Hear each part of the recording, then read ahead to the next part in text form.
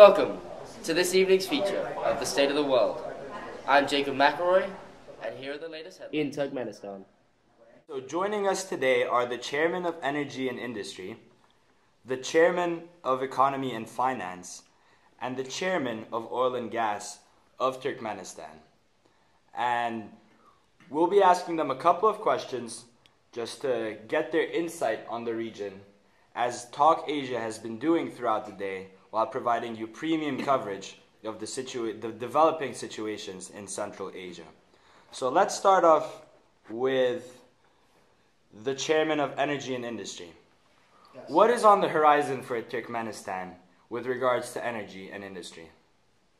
With regards to energy and industry, we've seen tremendous progress over the years. Last year, I think we had 14.7% economic growth. This year, we're projecting 11% economic growth. So we see all these profits and all this money coming in from new oil and natural gas resources. What we want to do is we want to realize how can we invest that money best so that it's sustainable, it keeps coming in, and it keeps producing more. Thank you, Chairman. Chairman of Economy and Finance, do you have anything to add about the future of Turkmenistan? Oh, of course I do. It's filled with dollar signs. We have extensive plans to alter our monetary policy and restructure our investments such that Turkmenistan will rise to the glorious nation it's meant to be monetarily. Could you be a little bit more specific than that, please? I would hate to have other nations try to steal our tactics. It's a secret.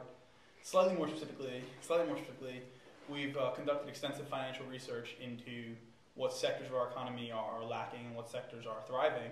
And while I don't want to reveal the results too early, prematurely, we really have gotten some definitive results and some definite modes of improvement.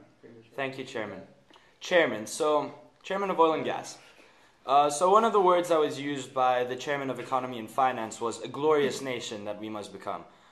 Is there anything that you would like to add about that point?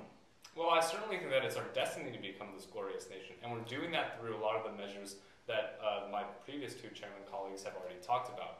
Again, we're trying to revitalize our economy, continue economic growth through the measures that we've already implemented, such as diversifying the locations of our exports and trying to conduct new ventures with our partners, with other firms, to try and further develop our oil and natural gas fields. And I feel like those will certainly allow us to continue economic growth and make Turkmenistan the great nation that it is certainly meant to be. Right, so now let's open the floor for a little bit of debate or maybe a conversation between our fellow chairmen. So the question that I am going to ask you now is with regards to your strategic partnerships in the region. How do you see Turkmenistan's position changing with regards to its relations with fellow Central Asian countries? This is an easy answer. We're going to leave them. We've sent out invitations to join our coalition, the coalition of Central Asian countries, COCUS. So if everyone joins that, we're going to be able to really save the economy for all these nations and negotiate a peaceful Central Asian union. The issue is that we see a huge amount of wealth coming into our region in general, simply from our natural resources. What we need to recognize is that we're not alone in this. We may have Turkmenistan may have 5% of the world's natural gas, but all these other countries in our region, they've been blessed with mineral and natural resource wealth as well. What we need to realize is the commonality of this, and that if we cooperate across borders, we can really take advantage of this in a much better way through joint ventures on things like pipelines and investments. We've already seen that in the Caspian Sea. Let's see it continue. And again, my colleagues speak the truth here. Over the past couple of years, you've seen Turkmenistan be able to develop our economy into one which is probably among the best that Central Asia has to offer. That's why we proposed our initiative in the first place, because we feel we can provide proper economic guidance and leadership for our fellow Central Asian nations to do the same, and to guarantee our collective stability and security to secure our future economic ventures, which will boost the overall prosperity of the region in the years to come. So this will be my last question, and let's start off with you. With regards to private-public partnerships, does Turkmenistan have any preference with regards to large multinational corporations that they would prefer working with, or what has your experience been in that area? Well, as of right now, again, our business dealings, we're trying to keep confidential to maintain our competitiveness.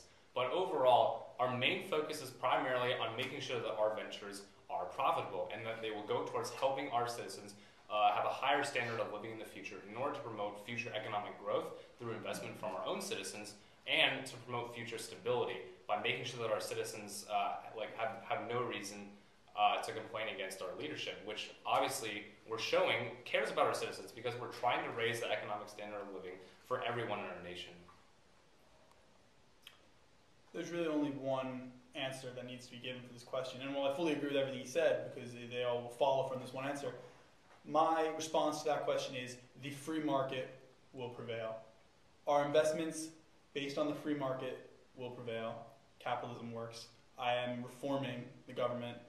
As the Minister of Economy and Finance, I am an expert on the matter, more so than perhaps an energy minister, I don't know. And the free market will prevail. I'd have to disagree very much wholeheartedly. Energy and industry, thank you very much. Okay, now, the entire thing, this whole free market argument that you seem to be making, what it does is it crushes our people. Look at the situation that our people are in now. You and your deregulation, you keep deregulating. This is not the move.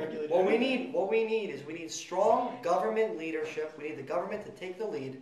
We're lucky we've been blessed. We have an archidog, a protector in President Berdy Muhammadov.